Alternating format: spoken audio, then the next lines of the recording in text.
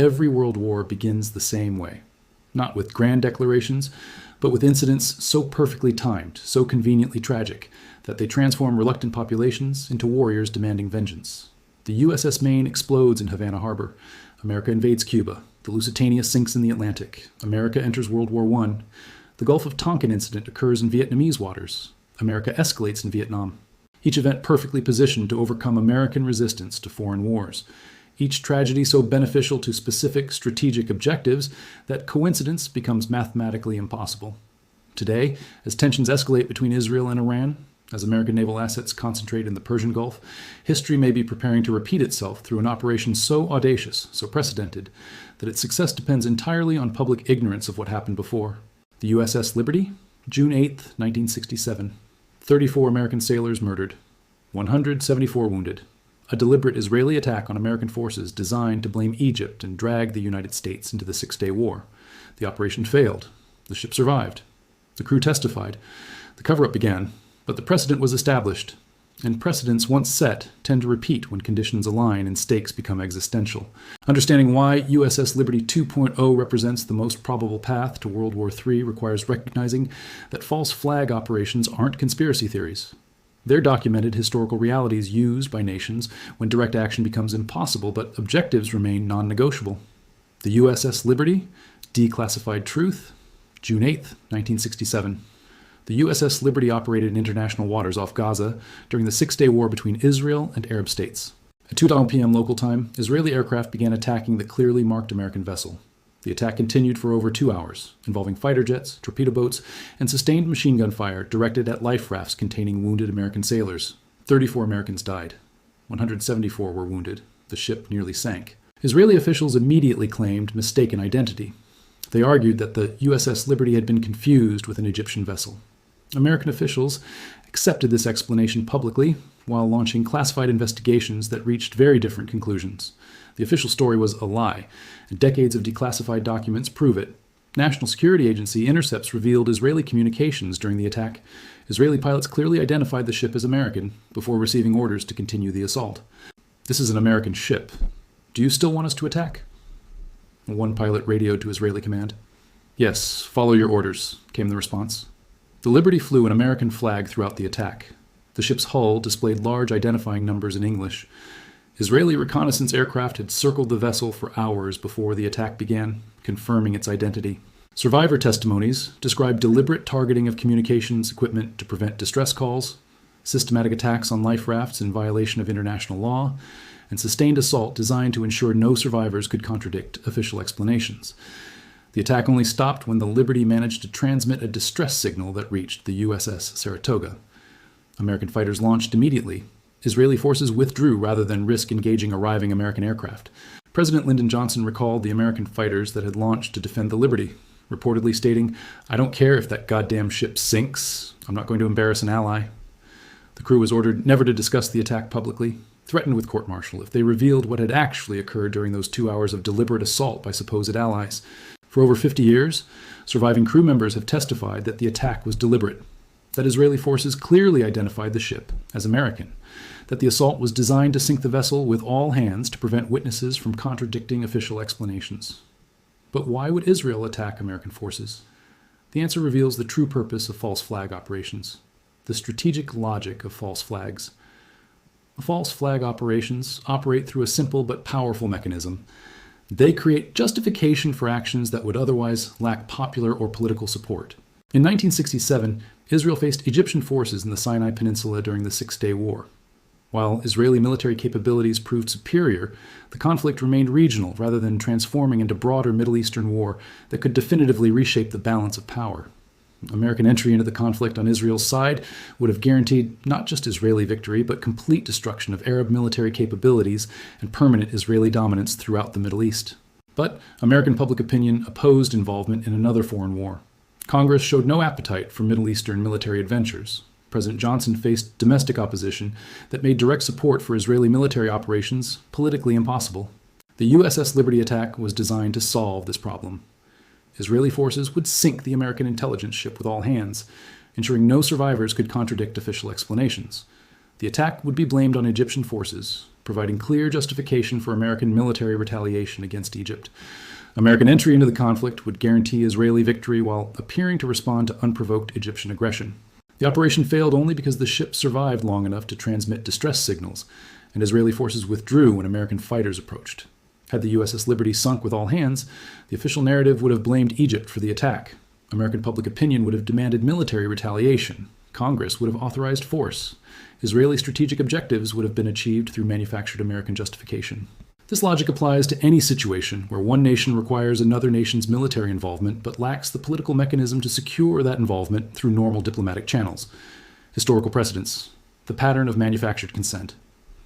The USS Maine explosion in Havana Harbor on February 15, 1898, killed 266 American sailors and provided justification for the Spanish-American War.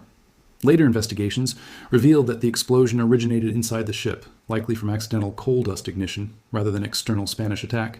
But "Remember the Maine" became the rallying cry that transformed American public opinion from isolation to imperial expansion. The Gulf of Tonkin incident on August 2nd and 4th, 1964, involved reported attacks on American destroyers by North Vietnamese forces. Congress passed the Gulf of Tonkin resolution authorizing military force in Vietnam based on these reported attacks. Declassified documents revealed decades later that the second attack never occurred. NSA intercepts showed no North Vietnamese military activity on August 4th. The incident was fabricated to provide justification for escalating American involvement in Vietnam. Operation Northwoods, declassified in 1997, demonstrates that false flag planning occurs at the highest levels of government and military leadership. This 1962 Department of Defense proposal outlined plans to conduct false flag attacks against American targets, blame them on Cuban forces, and use the incidents to justify invasion of Cuba. President Kennedy rejected Operation Northwoods, but the documentation proves that false flag operations are considered legitimate strategic tools by military and intelligence leadership when normal diplomatic and political mechanisms fail to achieve desired objectives. Current strategic positioning: Israel's Iran problem. Israel today faces strategic challenges remarkably similar to those that motivated the USS Liberty attack in 1967. Iranian nuclear development, regional proxy forces, and growing military capabilities threaten Israeli security in ways that require decisive action but lack clear paths to resolution. Iranian nuclear facilities, scattered across hardened underground sites, present targets that Israel cannot effectively neutralize through conventional military strikes without American bunker-busting capabilities and sustained bombing campaigns. Hezbollah forces in Lebanon, Iranian Revolutionary Guard units in Syria, and Houthi forces in Yemen create multiple front threats that could overwhelm Israeli defense systems during sustained conflict. But Israeli military action against Iran faces the same constraints that limited Israeli options against Egypt in 1967. Direct attack risks regional war that Israel cannot win without American support. Diplomatic solutions appear impossible given Iranian statements about Israeli destruction. American public opinion shows minimal appetite for Middle Eastern military adventures after Iraq and Afghanistan experiences. Congress demonstrates reluctance to authorize new military commitments in regions where previous interventions proved costly and ineffective. These constraints create identical conditions to those that motivated USS Liberty attack planning. Israeli strategic objectives require American military involvement. American political systems resist providing that involvement. Alternative mechanisms become necessary to bridge the gap between Israeli needs and American reluctance. False flag operations provide the mechanism, and current naval positioning creates the opportunity. American naval assets currently concentrated in the Persian Gulf include multiple aircraft carriers, destroyer squadrons, and support vessels positioned in waters where Iranian forces routinely operate. The proximity creates numerous scenarios where accidental attacks become plausible, while providing maximum political leverage for escalation. The positioning creates perfect conditions for incidents that can be attributed to Iranian aggression while advancing Israeli strategic objectives through American military retaliation. Tactical requirements: how USS Liberty 2.0 would work. Successful false flag operations require specific tactical conditions that current Middle Eastern positioning provides in abundance. The attack must occur in contested waters where multiple forces operate, and attribution becomes initially ambiguous. The Persian Gulf provides such environment where Iranian, Israeli, and American forces routinely patrol overlapping areas. The target must be significant enough to generate major media coverage and public outrage, but not so significant as to trigger immediate nuclear escalation. A destroyer provides ideal targeting: large enough crew to generate substantial casualties, important enough mission to justify presence in dangerous waters, but limited enough strategic value to avoid triggering automatic retaliation protocols. The attack must utilize weapons and tactics consistent with Iranian military capabilities, making attribution plausible to media and public audiences. Iranian anti-ship missile capabilities, demonstrated through attacks on commercial shipping, provide plausible weapon signatures. Current positioning provides all these requirements. American destroyers routinely patrol Persian Gulf chokepoints where Iranian forces could plausibly attack using weapon systems designed specifically for such scenarios. Israeli submarines operating in the region provide ideal platforms for such operations. Dolphin-class submarines equipped with cruise missiles could conduct attacks using Iranian weapon signatures while remaining undetected during withdrawal phases. Media manipulation. From incident to war. Modern false flag operations succeed through media mechanisms that transform tragic incidents into sustained public demands for military retaliation against predetermined enemies. Television coverage focuses on flag-draped coffins, grieving families, and military honors for fallen servicemen. Images designed to generate emotional response rather than analytical thinking about operational details or geopolitical complexities. Congressional hearings feature emotional testimony from survivors, military leadership, and intelligence officials who emphasize the need for decisive action against Iranian aggression. Detailed investigation into attack mechanics is classified for national security reasons. The media narrative becomes self-reinforcing, as initial reporting establishes basic facts that subsequent coverage references without independent verification. The story becomes true through repetition rather than investigation. Military action begins before independent investigation can establish factual details about attack mechanics, weapon signatures, or operational patterns that might contradict official Iranian attribution. By the time contradictory evidence emerges, military operations are underway, and political momentum makes reversal impossible without admitting massive intelligence failures, or worse. Economic implications. The $200 oil scenario. Military escalation following USS Liberty 2.0 scenarios would create economic consequences that extend far beyond regional conflict into global systematic disruption, affecting every major economy and financial market. Oil prices would spike immediately as markets price in Persian Gulf supply disruptions from military operations in the world's most critical energy choke point. The Strait of Hormuz carries approximately 21% of global petroleum liquids, making even partial disruption a global economic event.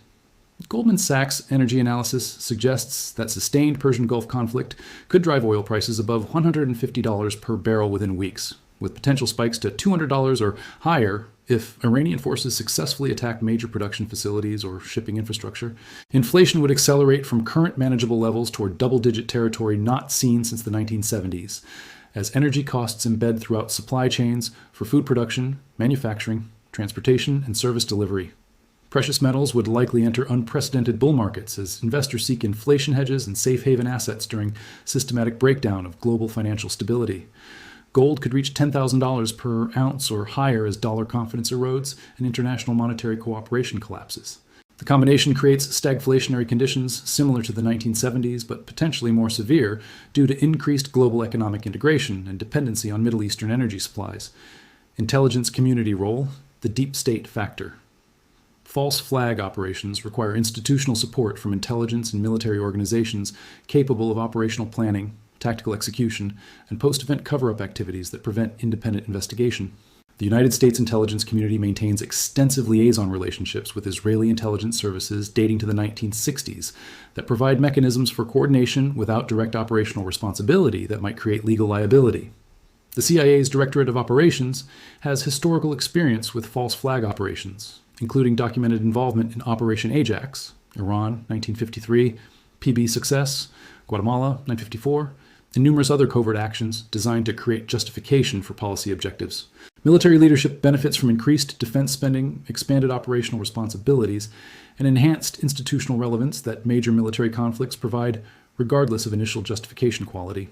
The classification system enables operational details to remain secret for decades, while official explanations become accepted historical fact through repetition rather than verification. The institutional mechanisms exist for USS Liberty 2.0 operations through existing liaison relationships, operational capabilities, and cover-up protocols developed through previous false flag experiences. The nuclear dimension, escalation control. USS Liberty 2.0 scenarios must carefully manage escalation dynamics to achieve strategic objectives without triggering nuclear conflict that could destroy all participants regardless of initial political advantages. Iranian nuclear capabilities, while not yet weaponized according to public intelligence assessments, provide escalation potential that could transform regional conflict into existential threats requiring different strategic calculations. The tactical challenge involves calibrating false flag attacks to generate sufficient outrage for political justification while remaining below thresholds that trigger automatic escalation to nuclear conflict. USS Liberty 2.0 operations must therefore target conventional military assets using conventional weapons in scenarios where nuclear response would appear disproportionate to international audiences and domestic political opinion. Current intelligence estimates suggest Iranian nuclear capabilities remain months or years from weaponization, creating operational windows for false flag scenarios that achieve objectives before escalation dynamics change fundamentally. Current operational indicators, signs of preparation. Intelligence analysis suggests increasing probability that USS Liberty 2.0 scenarios are under active consideration. American naval asset concentration in the Persian Gulf has reached levels not seen since the 2003 Iraq invasion, providing target-rich environments where false flag attacks would appear plausible while maximizing political impact. Israeli submarine deployments to the Persian Gulf provide operational platforms capable of conducting attacks using Iranian weapon signatures while maintaining plausible deniability.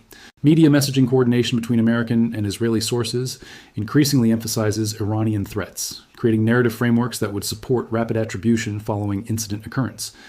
The operational indicators don't prove that USS Liberty 2.0 is imminent, but they demonstrate that conditions are being prepared for rapid response to incidents that would justify predetermined military actions against Iranian targets. Prevention through awareness, the information battle. The most effective defense against false flag operations involves public education about historical precedents and current indicators that enable recognition before political momentum becomes irreversible.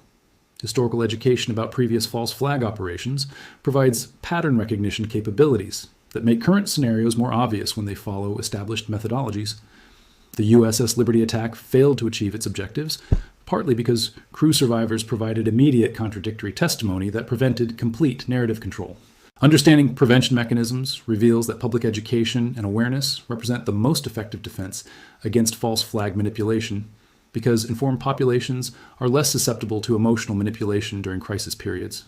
The path forward, recognition and resistance. Understanding USS Liberty 2.0 scenarios requires recognition that false flag operations represent systematic threats to democratic accountability and peaceful resolution of international disputes. Prevention requires sustained public education about false flag methodologies, historical precedents, and current indicators that enable recognition before emotional manipulation becomes politically irreversible. History demonstrates that informed populations can resist false flag manipulation when they understand the techniques being used and maintain analytical thinking during crisis periods. The precedent of USS Liberty provides both warning about false flag capabilities and evidence that operations can fail when sufficient awareness exists to prevent complete narrative control. The war that the USS Liberty was meant to start still remains a possibility. The question is whether enough people understand the pattern to prevent it from succeeding this time. USS Liberty 2.0 remains a possibility, not a certainty. The difference depends on awareness, vigilance, and the courage to question official explanations when the stakes become existential. The pattern is clear. The precedent exists. The capabilities remain available. What happens next depends on whether enough people recognize the signs before the next tragedy becomes tomorrow's justification for war.